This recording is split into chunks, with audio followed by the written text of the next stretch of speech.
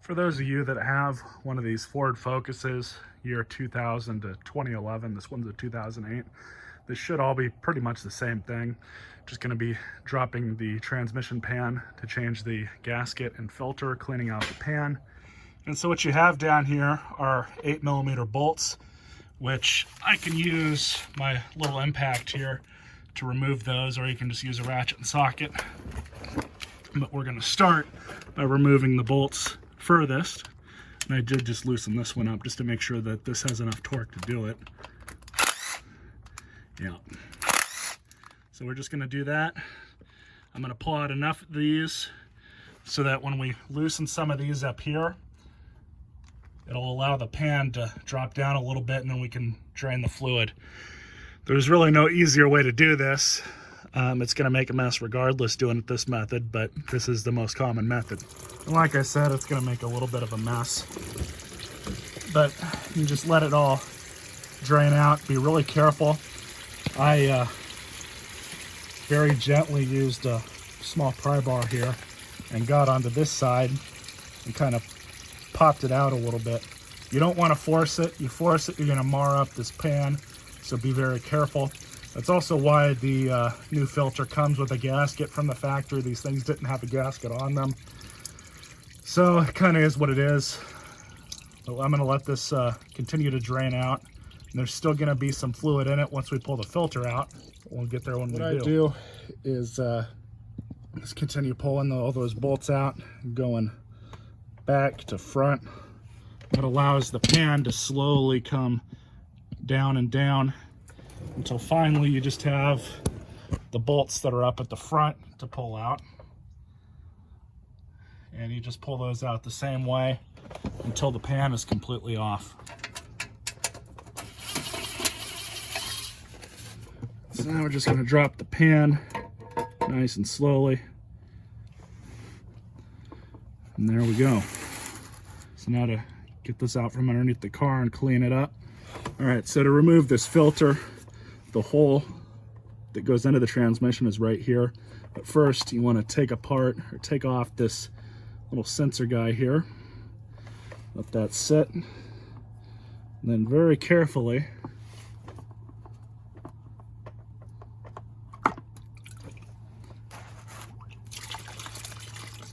there we go. All right, so surprisingly, other than the magnet, this pan is actually not as dirty as I thought it would be. I am still going to clean it out, obviously. But the first thing to pull out would be the magnet to clean this off.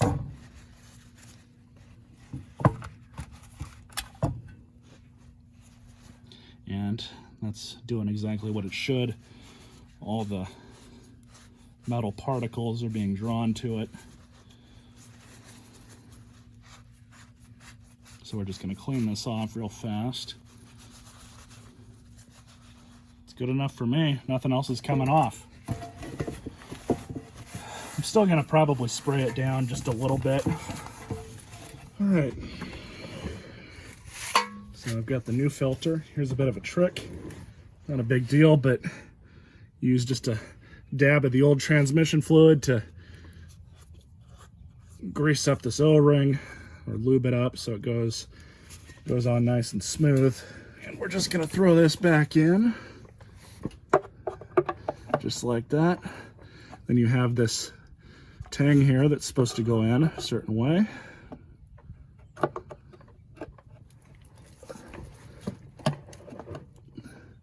Make sure it's nice and seated, and it appears to be.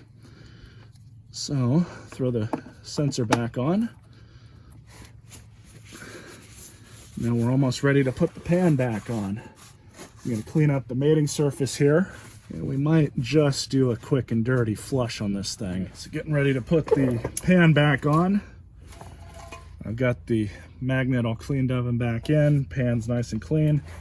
What I like to do with these pans before I put them back on, you can feed a bolt through and the gasket will be cut in such a way that it'll hold the bolt in. So this kind of helps a lot with realigning the gasket.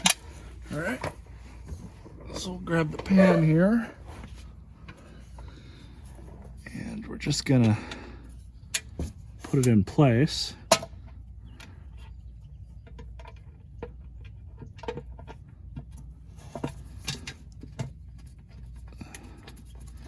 And just tighten these bolts in by hand at first.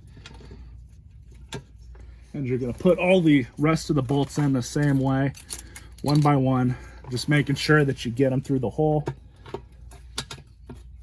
and keep everything nice and aligned. All right, so I'm about to torque the bolts down. They went in nice and smooth.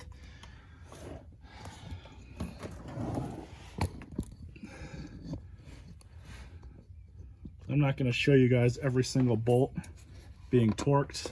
You can just take my word for it.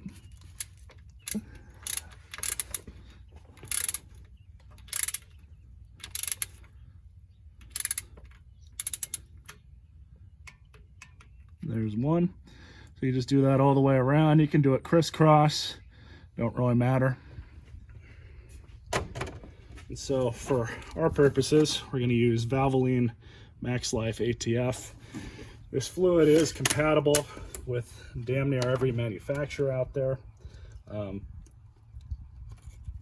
This transmission from the factory is supposed to take Mercon LV, which this synthetic fluid is compatible with, and I've had really good luck with this fluid in the past. So it's got a little sight gauge here on the back. I'm just going to put 2 quarts in. That's about 2 quarts, so I'm going to let everything settle. And then we'll turn the car on to get the correct reading. All right, so top of the car. I am going to do a quick and dirty flush. I removed that blue line, which is the outlet for the radiator. And then I attached this clear piece of tubing. Didn't really attach it, just kind of put it there. And then I have it going down into this bucket here. So I'm going to watch it. Now I am going to be watching this, and you may or may not see it on camera, but once I turn the car on, I'm going to check this blue hose. It may leak a little bit. In fact, I'm going to try and angle that down into that bucket if I can without messing it up.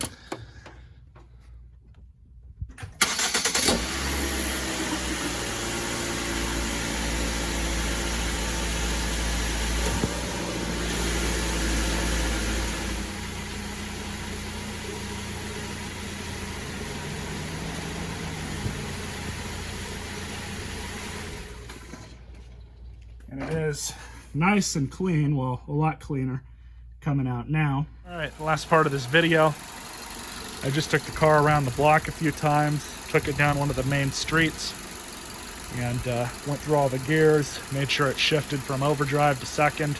You know, didn't really floor it, but gave it some gas. So now we're just gonna check it and make sure that the fluid's good. What I've found with these dipsticks, you want to do it nice and quick. Camera can't really see that. And it's right about halfway. It's kind of hard to tell the fluid level with new fluid. I like to do it a few times. Honestly, as long as it's between those 2 dots, I'm perfectly fine. So I hope you guys enjoyed this video. Stay tuned for more. This car hasn't been too bad to work on.